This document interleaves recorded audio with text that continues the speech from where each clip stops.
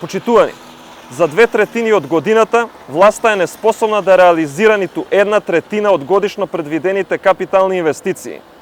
Власта е неспособна веќе 3-та година да работи и реализира проекти.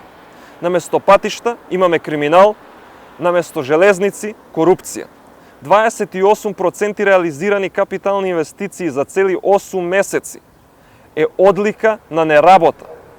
Функционерите на власта не носат инвестиции, туку Луи Витон торби полни со рекетирани милиони. Неспособноста и неработата на Заев и неговата влада резултираше со кратење на над 50 милиони евра од ставката во буџетот за капитални инвестиции.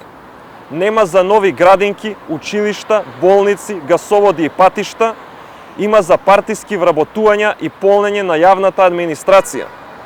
Нема нови 600 километри автопат, 550 километри магистрални патишта и 1100 километри локални патишта. Заев вети, Заев излажа. Клиничката болница во Штип 3-та година не можат да ја довршат. Клиничкиот центар во Скопје, кој веќе требаше да биде во напредна фаза на реализација, е одложен. 3 години не изградија ниту едно ново училиште, ниту една нова градинка. 3 години Македонија стагнира. 3 години економијата пропаѓа. Време е за промени, време е за обнова на Македонија. Ви благодарам на вниманието.